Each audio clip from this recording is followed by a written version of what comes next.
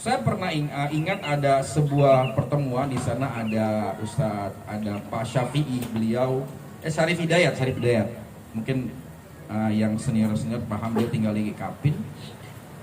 Beliau saat ini menjadi sekretaris Bamus. Kata beliau gini, bicara Jakarta, ya, bicara Jakarta itu kan ada Jakarta Timur, Utara, Pusat, Selatan, betul? Ya, itu yang paling padat di Jakarta Timur. Ya, ada penduduknya itu sekitar 3 sampai 4 juta. Penduduk yang dewasanya yang sudah punya hak pilih ada 2,4 juta. Tahun ini ada tambahan anak-anak milenial, ada 400.000 yang sudah ber-KTP baru. Jakarta Timur ini pusatnya di mana? Itu pusatnya di Durensawit. Durensawit pusatnya di mana? Pusatnya di Pondok Kelapa. Jadi penting nih buat kita belajar sejarah Pondok Kelapa.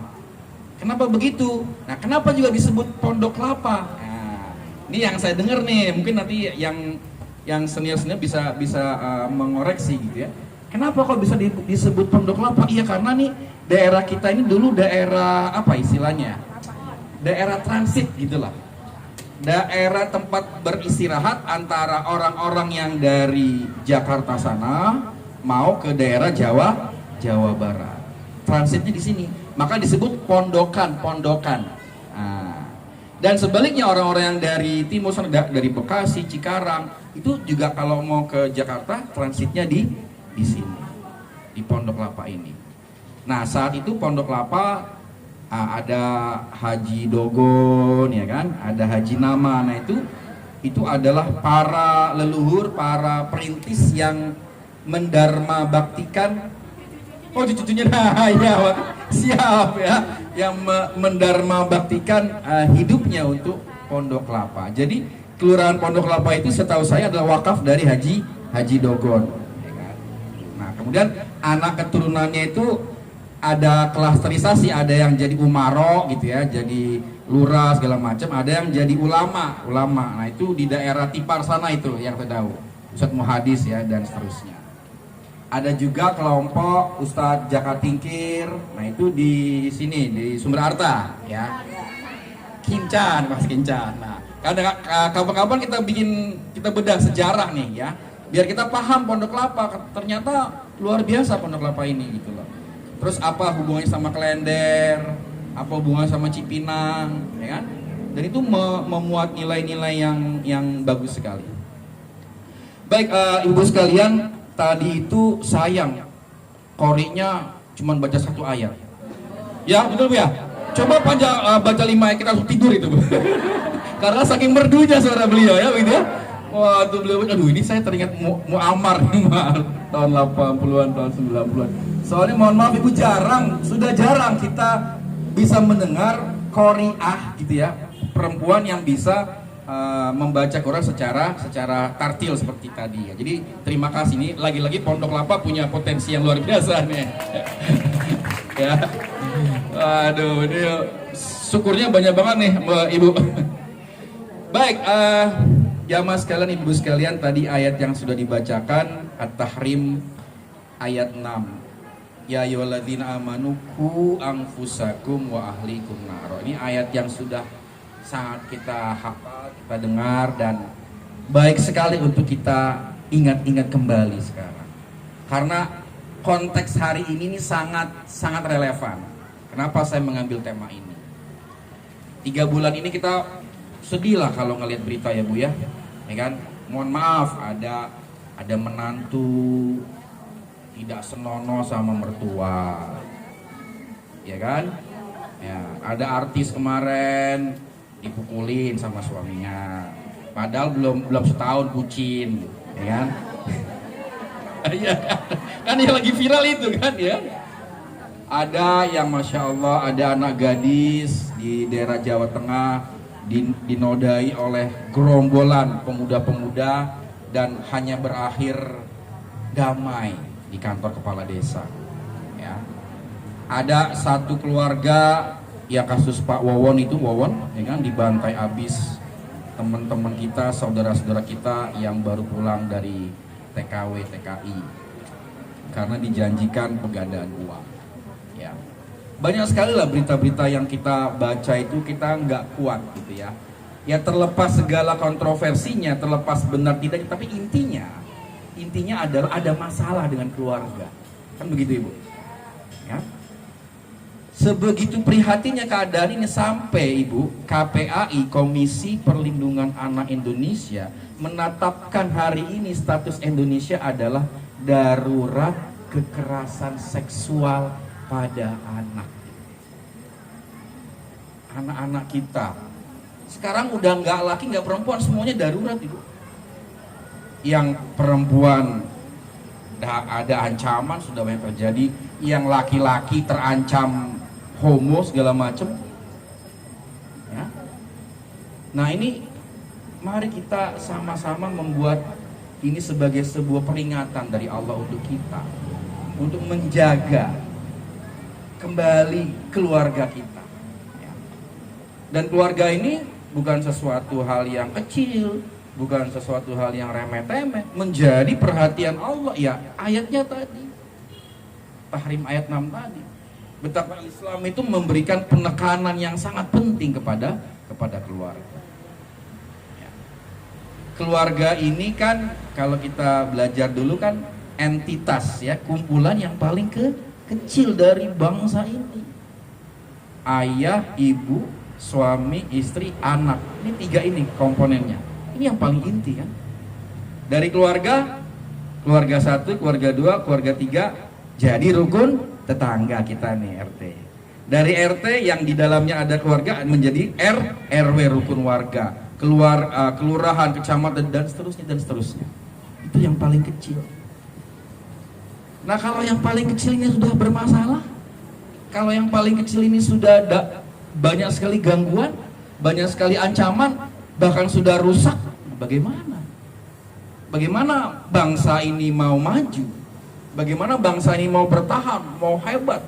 Kalau unsur terkecilnya saja sudah bermasalah.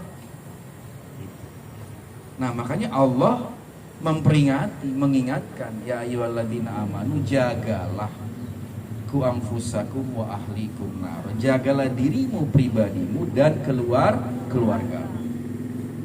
Jadi kita harus yang paling pertama nih jaga dulu diri kita. Memang kita adalah yang paling utama untuk kita perhatikan, untuk kita selamatkan dulu. Betul nggak Ibu? Kalau kita naik pesawat Ibu, ya kan? Pramugari selalu mengingatkan, ya, kalau ada keadaan emergensi, ada kartu udara copot, yang dipakai siapa dulu? Kita dulu, ya kan? Bukan orang lain.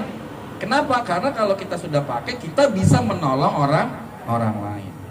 Bukan orang lain dulu. Kalau orang lain kita tolong, kita udah keburu mati. Itu prinsip utama. Berarti yang harus kita tolong itu adalah diri kita dulu. Sama semuanya. Sebelum kamu mengajak orang baik, sebelum kamu mengajak orang sholat, sebelum kamu mengajak orang bersedekah, ya kamu dulu. Ku anfusakum, ya. Kalau ayat yang lain, ancaman dari Allah, kabura maqtan indallahi an taqulu ma la taf'alu.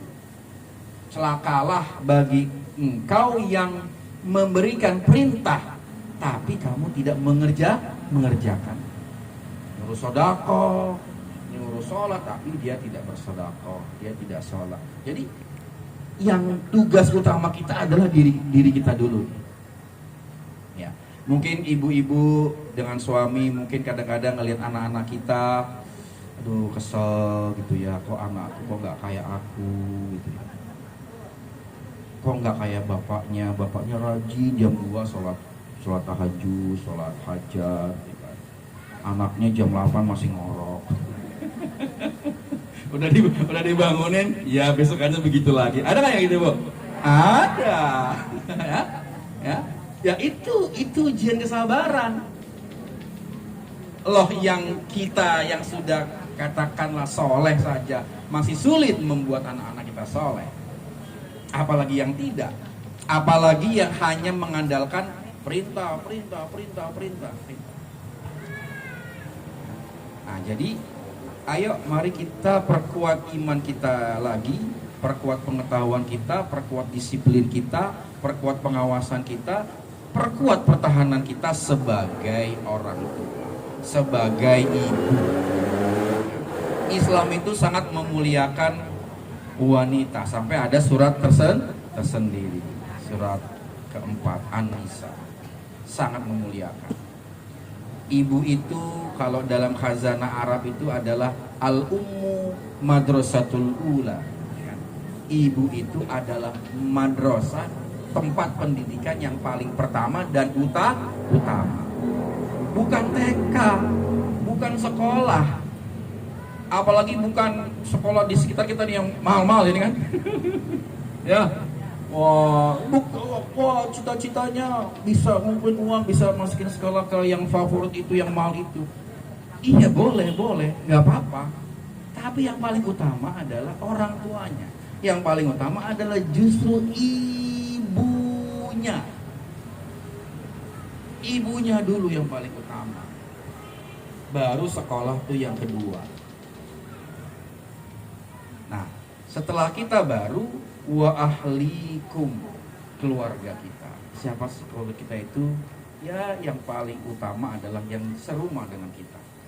Suami kita, anak-anak kita, mertua kita kalau memang masih ada, atau orang tua kandung kita. Jaga rumah kita itu betul-betul nyaman. Kita sudah sering mendengar ungkapan baiti jannati, rumahku surgaku. Nah, ini saya sering mengulang karena saya sering menyampaikan ini. Coba ibu, baiti jannati, rumahku surgaku, cuma 2 kata, singkat padat tapi dalam sekali. Surga, apa itu surga? Surga adalah tempat di mana semua ujung dari semua keinginan orang, betul nggak? Kita ngapain beribadah kalau ujung-ujungnya kan minta surga kan? Ya? Rumah kita harapannya, permintaannya dan prakteknya adalah harus menjadi surga kita. Dan harus kita ciptakan tanpa harus menunggu surga di akhirat nanti. Kalau menunggu surga di akhirat lama banget ya Bu ya. Ya kan? Hari ini juga, detik ini juga kita harus ciptakan rumah kita sebagai surga kita. Apa itu surga? Ya surga sesuatu yang menyenangkan, sesuatu yang menggembirakan. Rumah adalah tempat kembali kita, tempat kita beristirahat, menenangkan pikiran, melepaskan segala keluh kesah. Rumah harus menjadi tempat segala-galanya. Tapi tidak mudah membuat rumah kita surga kita, karena bisa jadi cara pandang kita mungkin belum tepat. Masih menganggap rumahku adalah tempat prestiseku, ya kan? Karena memang kacamata sosial membuat seperti itu, ya kan? Rumah itu kan menjadi status sosial, betul nggak? Nah, RW 10, RW 11, ya kan? Lihat rumahnya, oh, ya kan? Ya, karena manusiawi nilai orang dari rumahnya. Ini tanahnya berapa meter ya? Ini bahannya apa ya? Gentengnya gimana ya? Wah, itu kacanya apa? Kaca mahal tuh? Akrilik apa? Akrilik, aduh, aku minder nih. Mau bertamu minder. Karena memang rumah itu jadi status sosial, betul nggak? Nah, banyak orang kemudian bercita-cita, menghayal, bermimpi, ada acara bedah rumah segala macam. Ya memang itu manusiawi. Tapi mungkin berhenti di situ. Puji Tuhan, alhamdulillah, rumahnya bagus, ornamennya bagus segala macam. Atau apa? Nganggap rumah itu adalah sesuatu yang harus jadi status sosial, harus menjadi sesuatu yang dibanggakan, menjadi sesuatu yang ditakuti, ya kan? Rumahnya mewah, satpamnya 10 biji, ya kan? Sesuatu yang keren gitu kan? Gitu, ya? Karena saya ini psikolog Bu ya. Jadi banyak orang yang menikmati menjadi ditakuti oleh orang lain, itu banyak orang yang menikmati. dia dekat sama saya, rasain. Mungkin gitu ngomong dengan rasain. Ya ini mohon maaf ini kehidupan bertetangga yang biasa lah, ya kan? Saya tinggal di Bilimun. Ya saya nggak sebutin, ada tetangga saya punya Lamborghini segala macam. Wah pada jam itu wong. Ya saya, jadi dia nyuruh gue beli Lambo juga ya. Ya itu keretakan manusia biasa ya, manusiawi itu. Nah mungkin ya kita masih terpeleset dalam memahami rumah itu sebagai surga.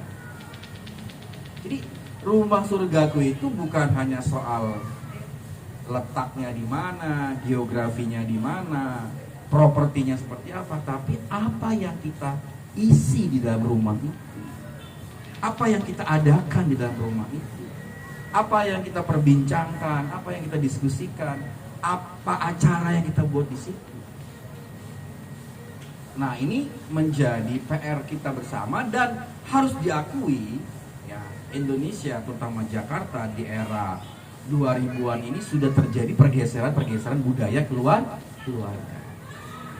Ya, saya dulu waktu saya SD ya, keluarga orang tua tahun 80, tahun 90-an Jakarta saat itu belum macet, belum macet. Betul nggak? Bapak ibu kita jam 5 udah nongkrong di rumah. Ya, ibu kita ya zaman itu nggak banyak ibu-ibu yang jadi wanita karir, jadi di rumah aja. Saya SD itu masih ngalamin, saya 3 bersaudara, bapak maghrib di rumah, kita berjamaah di rumah, terus kita bertiga, 3 bersaudara, setoran ngaji sama ayah saya.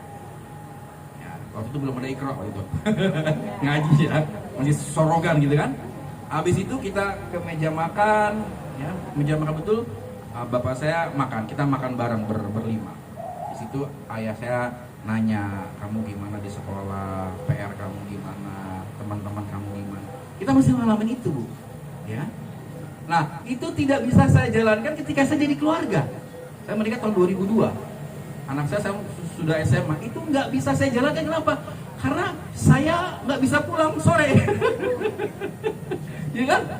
Satu macet, malam-malam masih meeting di mana? Meeting di BM Cafe, meeting di mana ya? Istri saya terpaksa bekerja, pulang sore. Ya, akhirnya maghrib, ya sholat sendiri-sendiri atau ya sesempat. Hilang nilai kebersamaan dalam keluarga, makan bersama, betul nggak? Nah mungkin ibu-ibu mengalami itu. Ya. Itu adalah perubahan zaman.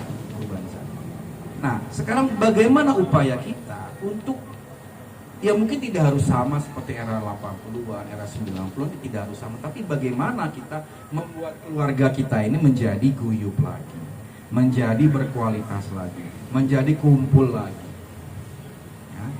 Kalau keluarga Jakarta itu biasanya hiburannya nge-mall, ya. Hiburannya nge-bioskop. Ya udah nggak apa-apa, gunakan saja itu, ya kan? Kan jarang keluarga Jakarta bagaimana kelapa samain sama anaknya ke R Petra sih. Wah, masa R Petra gitu ya. Nah, mari kita gunakan lagi, kita buat acara-acara, kita buat lakon-lakon yang kita bisa guyup lagi sama anak-anak kita. Nah, lalu apa tipsnya agar kita bisa selamat keluarga? Tidak kita lepaskan apa yang namanya doa. Ya. Doa itu hari gini itu sangat-sangat penting. Oh, kita sudah capek lah. Kita lihat YouTube, nonton TV, baca medsos, itu semakin kita baca medsos semakin bingung kita.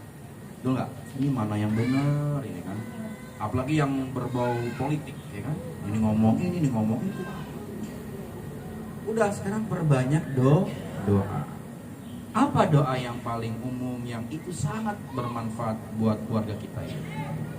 Robbana hablana min azwajina wa dzurriyyatina qurrata a'yun waj'alna lil muttaqina. Itu doa yang paling umum, tapi itu penting sekali. Ya Allah, anugerahkanlah kepadaku istri dan anak-anak yang menjadi penyejuk mata.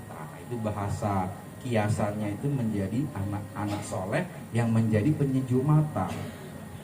Jadi kalau ibu ngelihat suami ibu senang karena suami ibu adalah adalah laki-laki pria yang soleh. Mau marah nggak jadi, mau komplain soal uang nggak jadi. Kesian sama ayah, udah capek-capek. Aku tahu uangnya sedikit nggak apa-apa. Iya, ayah suami jadi penyejuk mata karena suami kita soleh, ya kan? Nggak tega untuk macem-macem gitu. Tahu perjuangannya, tahu jihadnya, tahu bagaimana mengkondisikan keluarga. Suami juga begitu, ngelihat istri dan anak-anaknya qurrata ayun, menjadi penyejuk mata. Sudah capek di kantor, dimarahin sama bosnya, ya kan? Difitnah sama teman-temannya, dikejar deadline, dikurang-kurangin gajinya sama pemerintah, dipotong, ya kan? Udah mau berangkat haji dinaikin ONH-nya. Saya jadi ngomongin politik nih. Enggak, itu belum jadi. Baru usulan kan? Nah, suami begitu lihat istrinya baik, sampai rumah udah disiapkan kopinya, disiapkan snacknya, makanannya, hilang pusingnya, hilang stresnya, sudah terhibur. Ngelihat anaknya, anaknya mungkin lagi istirahat, anaknya lagi mengerjakan tugas, anaknya lagi membaca, atau anaknya sedang beribadah, senang sekali. Rumahnya betul-betul menjadi surga.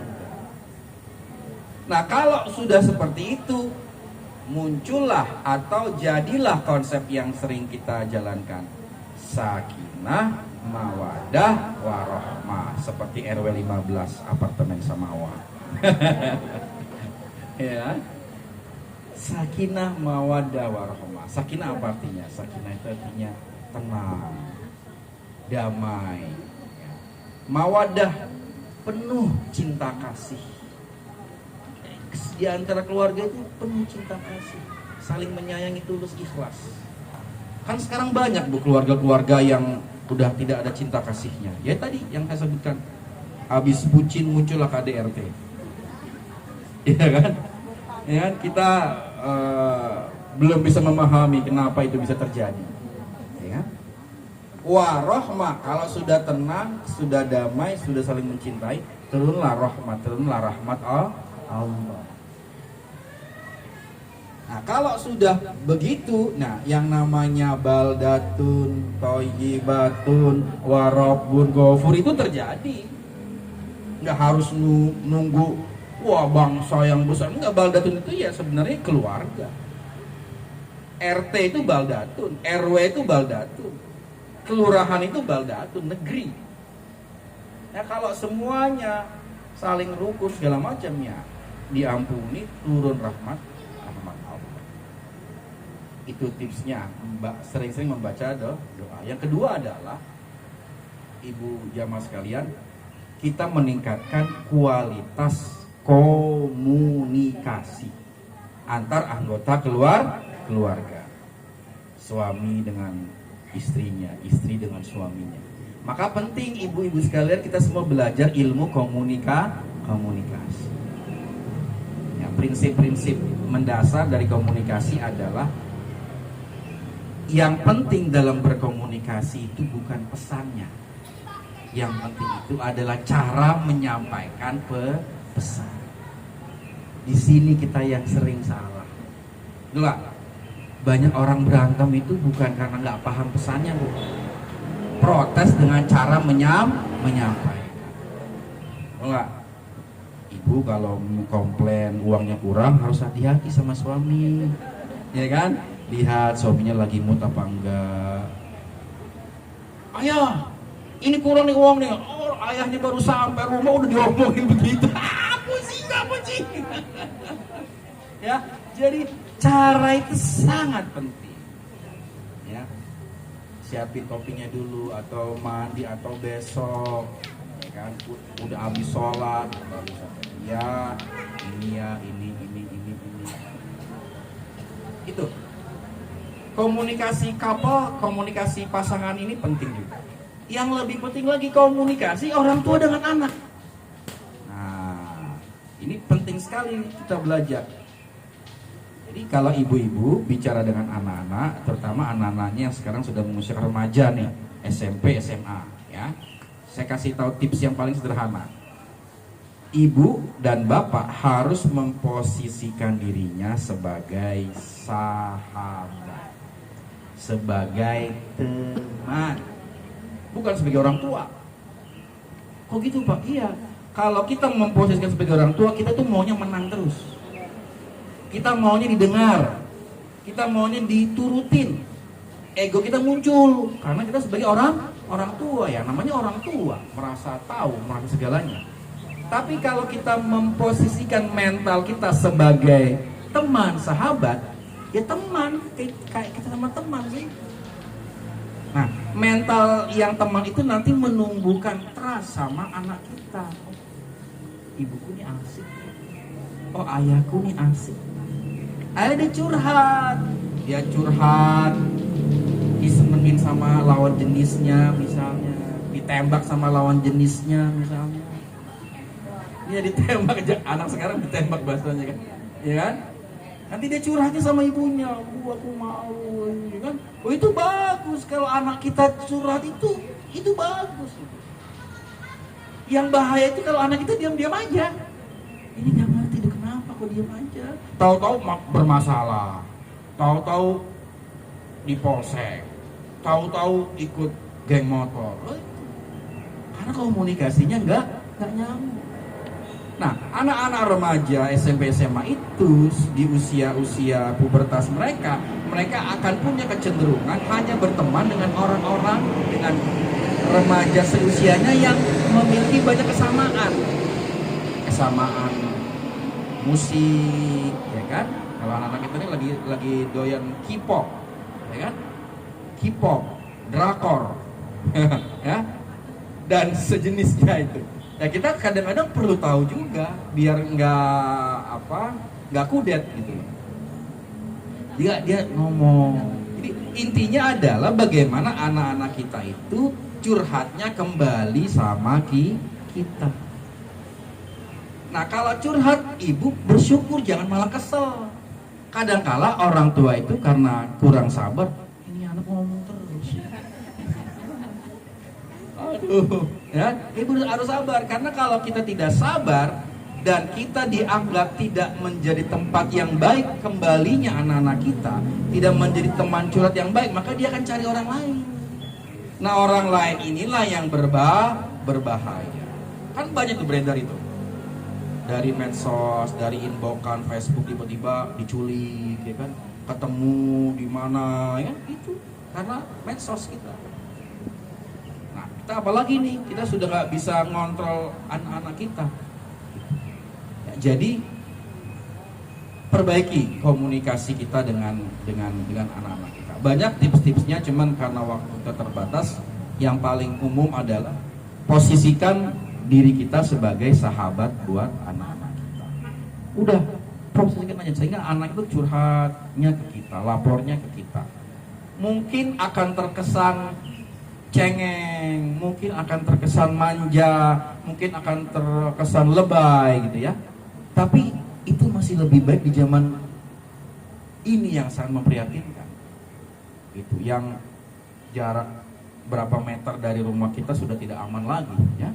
Penculikan lah apa segala macam itu sudah lebih baik kita lebih baik preventif daripada kejadian dulu. Nah, yang terakhir adalah menjaga kewilayahan kita. Nah, ini alhamdulillah nih ada pengajian RW, PKK, tadi saya dengar ada pengajian kecamatan terus. Nah, itu kan berarti kita saling menjaga nih, ya kan? Nah, ada baiknya kita saling mengenal, Sehingga nanti ketika kita masuk RW 4, RW 10, ada lihat anak-anak muda, anak-anak itu, kita nggak cuek lagi. Kita tanya, ada yang bisa dibantu, kamu sedang apa? Kamu anak siapa? Kamu dari mana? Kan begitu. Kan sekarang kan kalau orang tidak ada, akhirnya orang masa bodoh. Orang merasa nggak diperhatikan. Orang akhirnya karena merasa tidak diperhatikan, ya dia berbuat semaunya. Nah, ini pentingnya kita menjaga kewilayahan. Pentingnya kita harus sabar, rajin, ada pertemuan-pertemuan rutin antar RT, antar RW, antar kampung. Terus kalau bisa kita saling mengenal sehingga lingkungan kita ini terjaga. Kalau pokoknya itu dah, kalau ada kasus narkoba, kalau ada kasus, mohon maaf, free sex misal, itu pasti hampir bisa dipastikan karena tidak ada lagi pengawasan. Kalau ada pengawasan, orang ini nggak enak, tempat ini nggak aman, tempat ini nggak asik, dia cari lagi tempat yang memungkinkan. Nah, alhamdulillahnya tadi di awal saya bilang Pondok Kelapa ini pusatnya Duren Sawit pusat di Jakarta Timur. Nah, kita alhamdulillah sepanjang sepengetahuan saya sempat bicara sama siapa Bu? Puskesmas itu Dokter Susi ya, siapa itu, alhamdulillah nggak ada kasus-kasus yang meresahkan, ya. Ya ini berita gembira tapi nggak boleh dibuat berlebihan. Siapa tahu kita tidak tahu apa yang sebenarnya terjadi di dalam sana gitu, anak-anak kita ini. Ya. Itulah pentingnya kita menjaga. Nah, itu kira-kira apa yang dapat saya sampaikan. Sebelum saya tutup mungkin akan ada pertanyaan, Bu Mariani. Ada ibu-ibu pertanyaan seputar materi tentang keluarga atau seputar psikologi, silakan. Silakan Ibu yang mau bertanya. Assalamualaikum Ustaz. Oh iya. Yang bertanya. Iya, Ibu. Yang pertama nih. Dari yang tadi Ustaz sampaikan ya. Ibu itu adalah madrasatul ula. Iya. Tapi kenapa di ayat Al-Quran itu banyak beberapa suratnya yang membahas justru tanggung jawab seorang ayah kepada anaknya? Itu bagaimana penjelasannya Ustaz? Assalamualaikum. Tanggung jawab ayah. Iya. Bahasa tentang ibu kepada anak. Iya. Kasih Ustaz. Iya. Nah, baik. Pengertian Al-Ummu Madrasatul Ula itu sebenarnya itu jauh sekali, itu sebenarnya sejak di dalam kandungan sebenarnya. Maka madrasah yang pertama itu, lembaga pendidikan yang pertama itu saat ibu mengandung. Kan nggak mungkin bapaknya mengandung. Yang ada mah film junior dulu ya. Ya, ibu. Makanya kalau dulu kan kita sering dengar kalau lagi hamil baca surah Maryam, baca surah Yusuf. Ya itu bagus. Ya karena kajian ilmiahnya begitu. Ya intinya kalau sedang hamil banyak-banyak beribadah. Banyak-banyak membaca surat, membaca Quran, ya kan? Karena ya kalau dibedah khasiatnya banyak sekali, tapi intinya adalah ibadah itu membuat sang ibu menjadi tenang. Nah kalau tenang kan berarti kan sehat. Ibunya sehat, kalau ibunya sehat, bayinya juga sehat, ya kan? Asupan makanannya, gizinya, yang didengarkan, ya semua sehat. Gitu. Kalau orang dulu kan begitu, ibunya beribadah, bapaknya juga beribadah. Bapaknya beribadahnya di atas pohon kelapa, katanya begitu kan? Ngebleng kalau zaman dulu itu kan, prihatin, berdoa untuk keselamatan istrinya yang sedang hamil. Nah sekarang sudah ada tuh mulai ilmu-ilmu kajian-kajian baru ya, bagaimana mencetak anak itu sejak di masa kehamilan. Ada istilah 1000 hari pertama ya, kalau teman-teman kesehatan mungkin sudah paham itu. Berarti memang. Nah sekarang bagaimana nih, saya tidak tahu bagaimana kondisi ibu-ibu muda sekarang. Apakah mereka concern dengan hal itu? Apakah mereka tenang? Apakah mereka beribadah? Apakah mereka mengikuti arus yang terjadi di dunia sekarang? dengan medsosnya, dengan segala varian-varian medsosnya. Itu menjadi PR kita. Karena justru dalam proses kehamilan itu terjadi pendidikan. Nah, begitu selanjutnya, kalau kajian psikologinya panjang sekali nih. Ada masa kelahiran, ada masa neonatal, ada masa kanak-kanak awal, ada masa kanak-kanak akhir, ada masa remaja. Nah, intinya adalah perkembangan manusia itu pasti namanya berkelanjutan, sambung menyambung, tidak mungkin terpisah. Jadi semakin baik, semakin dini kita mendidik anak kita, maka akan semakin mudah kita di kemudian harinya. Nah, pengalaman saya sebagai psikolog selama 22 tahun, kalau saya mendengar curhatan orang, melakukan sesi konseling, ya kesimpulan saya itu 60-70% masalah orang-orang dewasa karena masa kecilnya bermasalah. Jadi sangat penting membuat anak-anak kita ini berbahagia, memenuhi kasih sayangnya secara sempurna, agar mereka menjadi remaja dan manusia dewasa yang berbahagia. Bisa di cross check ibu-ibu, adik-adik kita yang terlibat begal, yang terlibat tawuran, yang terlibat kriminal itu hampir dipastikan dia mengalami masalah di masa remajanya. Dan sebagian dari pencetus masalah-masalah itu adalah keluarganya. Entah bapak ibunya bercerai, entah bapaknya di mana, ibunya di mana, kakeknya di mana, dia dirawat sama siapa, ya itu pasti ada tuh. Kalau dibedah pasti muncul masalah-masalah. Nah, jadi kalau kita meminimalisir masalah-masalah di kehidupan anak-anak kita, maka itu juga akan memperkuat anak-anak kita menjadi pribadi-pribadi yang kuat, pribadi-pribadi yang tangguh. Nah, kembali kepada peran suami ya tadi. Nah, suami, ayah itu harus bekerja sama istrinya. Nah, saya kan psikolog nih, sering membuat kelas parenting. Kalau ada kelas parenting itu saya selalu bilang, kenapa yang hadir kok ibu-ibunya saja? Bapaknya kemana ya? Karena bapaknya menganggap itu urusan emaknya. Nah, gue urusan cari duit. Nah, akhirnya parentingnya nggak holistik, nggak komprehensif. Ibunya yang sudah dapat ilmu parenting, aduh kesel minta ampun karena bapaknya tidak kooperatif. Itulah masalah parenting kita ini. Jadi masalah parenting itu masalah orang tua, masalah ayah dan ibu, masalah suami dan istri. Atau bahkan jika di dalam rumah itu ada mertua, ada menantu, ya juga masalah mertua dan menantu. Semakin banyak anggota keluarga di sana, semakin banyak potensi untuk menjadi baik ataupun menjadi sebaliknya menjadi tidak baik. Gitu ya Ibu?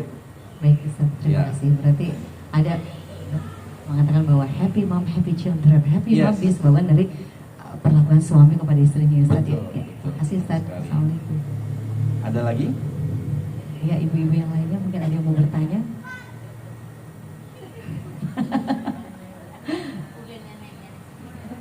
Udah hatam ya Bu. Nenek-nenek juga perlu belajar parenting bagaimana kepada cucunya. Kalau nenek-nenek biasanya berantemnya sama anaknya dalam mendidik cucunya. Biasa begitu. Biasanya nenek-nenek kakek itu kecenderungannya memanjakan. Pasti begitu. Pasti. Bahkan lebih sayang daripada anaknya. Itu udah pasti. Saya punya senior saya, Pak Joni, bangun bioskop namanya Dakota Cinema. Itulah nama cucunya. Bukan nama anaknya. Oke, Ibu kalau tidak ada, saya mohon izin, saya menyampaikan satu boleh dibilang penawaran, boleh dibilang upaya saya lah gitu ya. Nah di sini mohon maaf, saya yakin sudah pada bisa baca Al-Quran ya. Ada nggak yang belum bisa baca Al-Quran? Nah, kalau tidak ada, saya punya program membaca Al-Quran cepat. Nah, kalau ibu-ibu berkenan, nanti mungkin bisa dibantu oleh Pokja 1. Silakan didaftar atau daftarkan suaminya mungkin, mohon maaf, yang perlu dibantu, atau anggota-anggota RT-nya, RW-nya ya, yang belum bisa membaca Al-Quran dengan baik dan benar. Kenapa itu, Bu? Saya di DMI ini ada data 65% umat Islam Indonesia tidak bisa baca Al-Quran. 135 juta. Ini evaluasi kita juga sebagai, saya termasuk sebagai pendakwah, karena dakwah kita selama ini hanya di masjid, hanya di sekolah, hanya di majelis taklim. Lah beliau-beliau yang nggak sempat ngaji, beliau-beliau yang lebih banyak di pasar, lebih banyak di jalan, nggak sempat ngaji. Mau belajar datang ke masjid, ya yang ngajar anak-anak ikro. Malu saya. Yang ngajar ibu-ibu, aduh udah pada pinter-pinter. Akhirnya malu, nggak jadi, nggak bisa. Nah ini saya ada tim begitu. Kalau ibu berkenan, nanti silakan daftar ya. Daftar dulu aja, nanti kita atur mau tempatnya di mana, apakah di masjid ataukah di sini. Tapi itu semua gratis, gratis dari kami ya. Saya sediakan gurunya, ustadznya, saya sediakan bukunya ya, insya Allah ya dengan 10 pertemuan atau 12 pertemuan insya Allah sudah langsung bisa membaca Al-Quran. Punten Ustaz, ini untuk usia dewasa? Campur ya, kita remaja dan anak-anak juga bisa gitu? Bisa. Kita ada ustadz yang buat ikhwan yang laki-laki ada sendiri, yang buat perempuan ada sendiri. Ada batasan kuota nggak per kelompoknya? Semakin banyak semakin baik. Ya, semakin banyak semakin, karena tadi semangatnya memang ini belajar kolektif. Nah, ibu yang di Samawa itu yang pertama, nanti hari Minggu saya mulai di apartemen Samawa. Itu baru ada 4 orang bapak-bapak. Tapi nggak apa-apa, kita mulai. Ya mudah-mudahan nanti dari Samawa ke RT-RT lain kita mulai. Ya mudah-mudahan setahun ini lah paling nggak Pondok Lapa sudah berkurang lah itunya ya. Buta aksara Al-Quran, kalau kita menamakannya buta aksara Al-Quran. Oke, yang terakhir sekali, mohon maaf pada kesempatan ini saya menyampaikan, saya mohon doanya dan restunya. Insya Allah saya akan maju nyalek ibu. Nyalek di DPR RI Jakarta Timur. Partainya Partai Anies Baswedan, Nasdem. Tandain ya Bu-ibu. Nah, nanti di akhir saya ada sedikit itu souvenir ya. Souvenir cuman kalender ibu ya. Kalender nanti dibagi sama Ica sama ini. Ya ada kalender satu ya. Ya, amin. Ada wajah saya di situ. Ya. Baik, itu saya kira. Sekali lagi terima kasih untuk semua perhatiannya. Semoga menjadi amal dan berkah buat kita semua ya. Kita tutup dengan doa ya, Ustazah ya. Oke. Ala hadiniya wa illa kulli niyatin sholihah. Al-Fatihah. Auzubillahi minasyaitonir rajim. Alhamdulillahirabbil alamin. Iyyaka na'budu wa iyyaka nasta'in. Shiratal mustaqim.